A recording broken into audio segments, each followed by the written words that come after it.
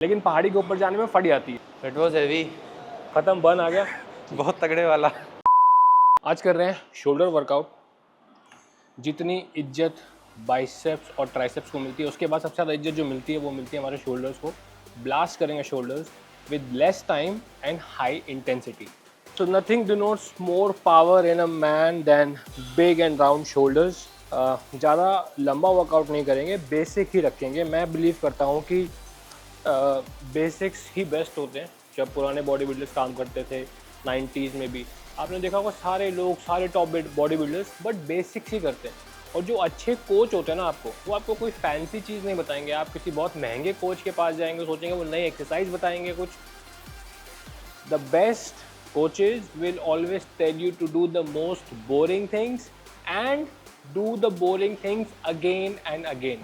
तो जो again and again का process है, that is what will make you a champion. Let's start the shoulder workout. आज मैं वर्कआउट खुद नहीं कर रहा, बट मैं वर्कआउट आज कर रहा हूँ केशव के साथ। तो केशव, आप जनरली जब फ्रंट डंबल प्रेस मारते हैं तो कितना डंबल तक का आप वेट ले लेते हैं? स्टार्टिंग में वार्म अप करता हूँ 10 kg के साथ, उसके बाद सेकंड वार्म होता है मेरा 20 kg के साथ। पहला सेट जो मेरा होता है वो 30 kg, उसके बाद 2 वर्किंग सेट होते हैं मेरे 40 kg के साथ। तो एक 3 वर्किंग सेट होते हैं। आज हम ये नया वर्कआउट कर रहे हैं आपके साथ, जिसमें हम हर एक्सरसाइज का सिर्फ एक वर्किंग सेट करेंगे। आपको सुन के अजीब लगेगा कि एक वर्किंग सेट में फेलियर कैसे आएगा, और आएगा भी कि नहीं आएगा। बहुत लोगों को ये होता है यार जिम में जाके ना भले ज़्यादा कराओ कम ना करो, लेकिन आप करना पहले, उसके बाद मेरे को बताना कि कैसा आपका फील रहा, कैसा आपका एक्सपीरियंस रहा और कैसा आपका रिव्यू रहा।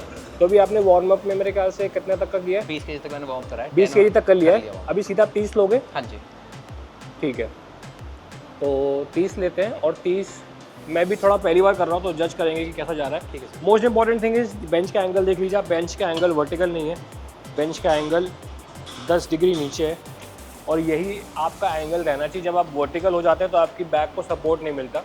एंड ऐसे बहुत लोग मैंने देखा है कि खड़े होके भी ऐसे लगाते हैं। नॉट रॉन्ग, बट क्या है, आपकी जो लोअर बैक है ज़्यादा स्टेबलाइज करने के चक्कर में प्रेशर वहाँ ज़्यादा आता है, आप उतना हैवी लिफ्ट नहीं कर पाएंगे। तो जैसे ही आप बेंच पे बैठेंगे, बैक स्टेबलाइज करेंगे, that goes out of the picture. कि our focus is to, body building एक अलग स्पोर्ट है, स्ट्रेंथ एक अलग स्पोर्ट है, वेट लिफ्टिंग एक अलग स्पोर्ट है। तो हम यहाँ पे सिर्फ बॉडी बिल्डिंग को मैक्सिमाइज करने आए हैं। तो आपने क्या करना है, हमें स्लो एंड कंट्रोल्ड मूवमेंट रखने होंगे।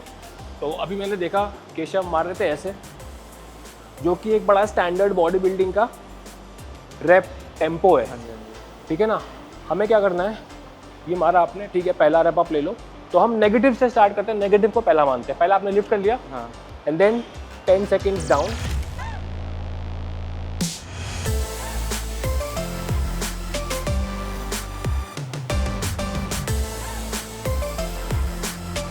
ये मेरा एक नेगेटिव हुआ, एंड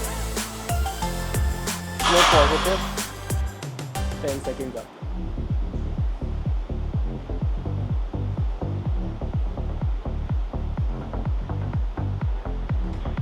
ये आपका एक रैप हुआ, और हमें सिर्फ करने हैं 4 रैप। ठीक है, 30 किलो से 4 रैप मारने हमें।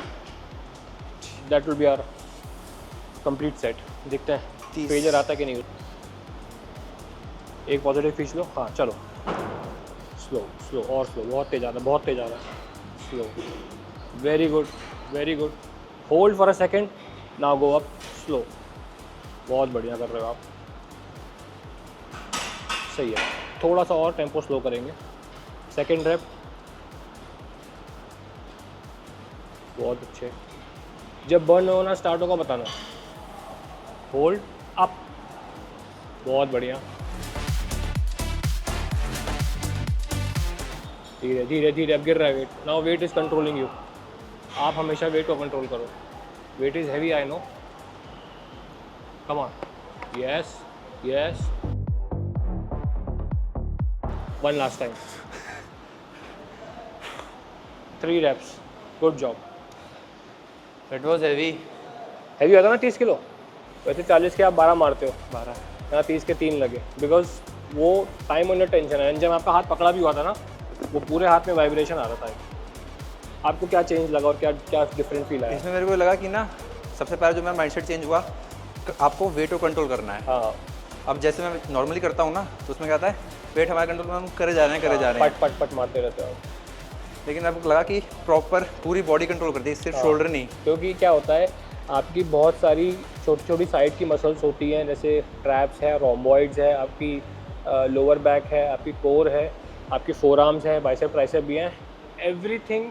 अभी दो काम कर रहे हो आप, एक तो वेट को लिफ्ट भी कर रहे हो और उसको स्टेबलाइज भी कर रहे हो। पट पट मारते हैं जब, तो उसमें स्टेबलाइज नहीं करते कभी हम, वो मोशन में चलता रहता है और हल्का सा मोमेंटम हमें पता हो चाहे ना पता हो वो भी आ जाता है।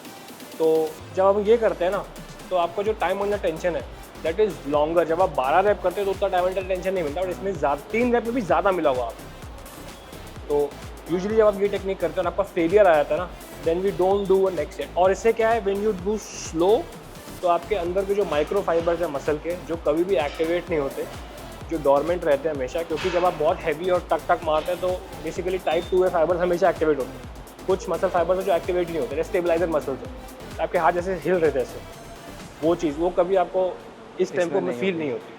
तो आर यू डन और you want to do one more? Done. ख़त्म, बन आ गया। बहुत तगड़े वाला।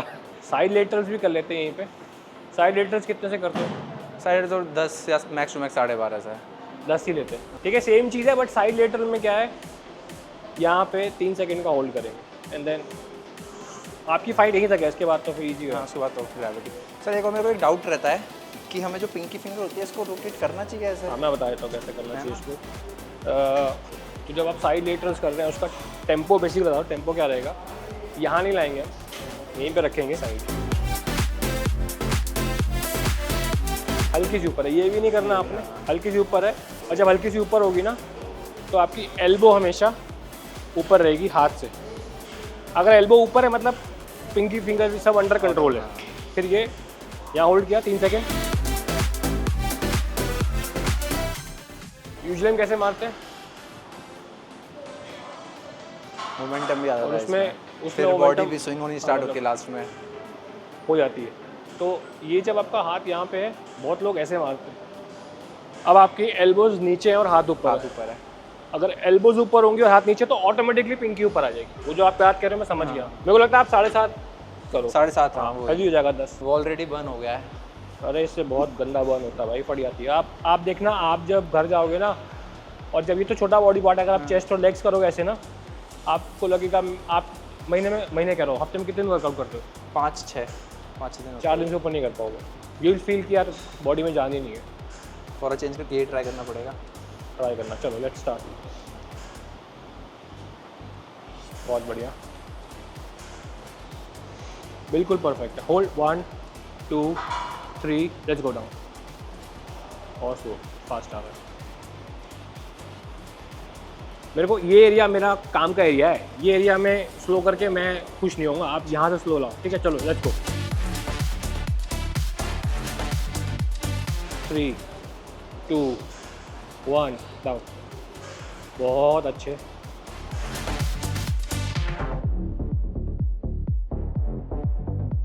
बहुत अच्छे, बहुत अच्छे।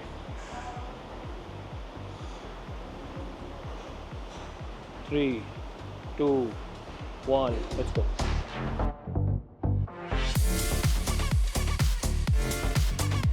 Three reps, come on, one more.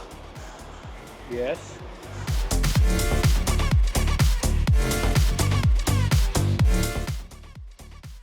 Very nice, very nice. एक और आएगा, ट्राई करो। जब मैं बोलूँगा तभी रखना। Try, pull. That's it. तो मसल बिल्डिंग में हमेशा फेलियर तक जाना बहुत ज़रूरी होता है, और बहुत लोगों को पता ही नहीं कि फेलियर क्या होता है। मतलब अगर मैं इसको सपोर्ट दे देता ना, तो आप शायद 3 रैप और कर लेते। बट मैंने आपको यहाँ छोड़ दिया स्ट्रगल करने के लिए। एक बच्चे को अगर पानी में फेंक दो, स्ट्रगल करता रहेगा और फिर वो तैरना सीख जाएगा। तो जहाँ जब आप स्ट्रगल कर रहे हो ना, मुझे पता है आपका मसल फेलियर आ गया, उस पॉइंट पे मैंने आपकी मसल को 3-4 सेकंड के लिए छोड़ा, मसल को फाइट करने दिया।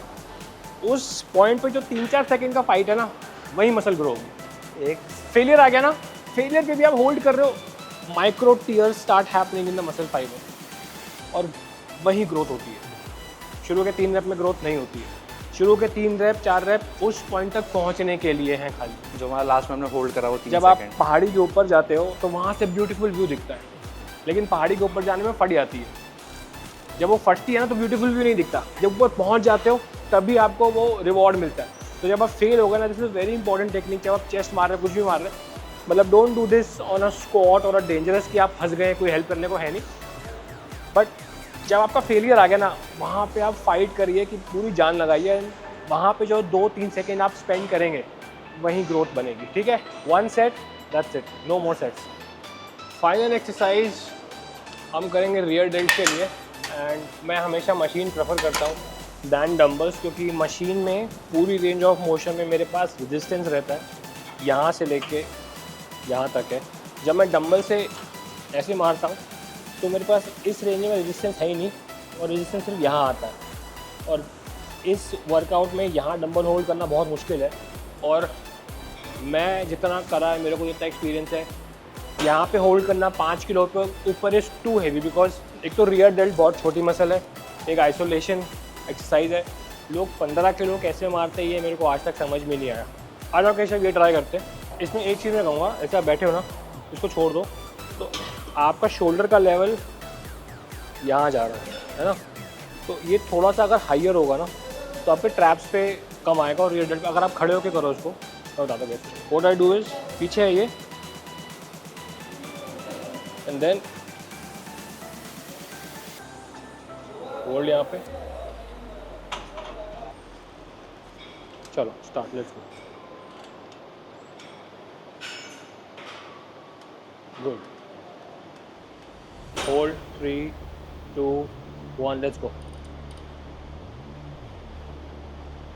बहुत अच्छे, सुपर। एक चीज़ में हाथों में एंगल थोड़ा सा मेंटेन कर, इतना एंगल, और ये एंगल ऐसे ही रहेगा, खुलेगा नहीं। अभी तेरा स्ट्रेट है ना, तो स्ट्रेट से थोड़ा सा मतलब हल्का सा 1-2% ट्राइसेप पे आता है। और let's go, let's go, let's go. Hold 3, 2, 1, let's go. पीछे नेगेटिव, स्लो एंड कंट्रोल्ड, और सब कुछ your mind should be here. आपके लिए दुनिया में अभी बस ये मसल होनी चाहिए, and the idea is to contract this.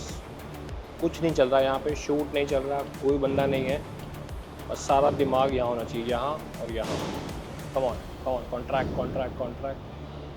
जब आप स्क्वीज़ करोगे तो ये, हाँ यहाँ पे आ रहा है, देखा vibration. Okay, down,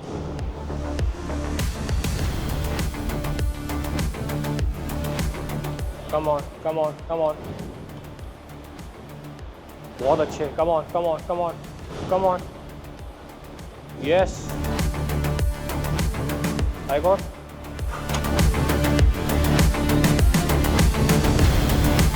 hold, hold, hold, hold, contract, keep contracting, keep contracting, that's it. Keshav कैसा लगा, कम कैसा आ रहा है? सर बहुत अच्छा आ रहा है, और सबसे अच्छी बात है कि कम टाइम में खत्म हो गया वर्कआउट। 15 मिनट में with warm up 15 complete minute हो लगे मैक्स टू मैक्स। तो मतलब कैसा लगा वो बर्न, कैसा लगा? और मैंने How did you ये feel? टेक्निक कभी पहले ट्राई नहीं करी थी, मैंने पहली बार करी है। और जैसा आपने भी देखा, 4 रैप 5वां रैप तो भूल जाओ, चौथे रैप में मेरे को ऐसा बर्न हो गया था ना कि अगला सेट तो बहुत दूर की बात, अगला रैप भी नहीं आ रहा था। हाँ, क्योंकि अगला सेट इसमें अगर आप करेंगे तो ओवर ट्रेनिंग में चले ओवर जाएंगे। ट्रेनिंग हो जाएगी, और ओवर ट्रेनिंग थोड़ी सी ख़राब होती है, क्योंकि अगर तो आपका न्यूट्रिशन बहुत सॉलिड है फिर भी आप कवर कर सकते हैं, लेकिन ज़्यादातर लोगों का न्यूट्रिशन इतना सॉर्टेड नहीं होता। और अगर आप नेचुरल बॉडी बिल्डर हैं तो ओवर ट्रेनिंग से आप ग्रो कर ही नहीं पाएंगे। जो एनहांस लोग हैं वो ओवर ट्रेनिंग से फिर भी ग्रो जाते हैं, क्योंकि वो खाते हैं, उनका पूरा एब्जॉर्ब कर लेती है बॉडी, तो वो तो ठीक है। बट हाँ, thank you so much, thank you sir, thank you so much, great working with you. तो ये था हमारा आज का शोल्डर वर्कआउट, 15 मिनट में done. This technique I advice कि आप एक सेट में सब कुछ दे दें और ओवर ट्रेनिंग ना करें। मिलते हैं नेक्स्ट वीडियो में, जो कि होगा हमारा ट्राइसेप वीडियो। बाय।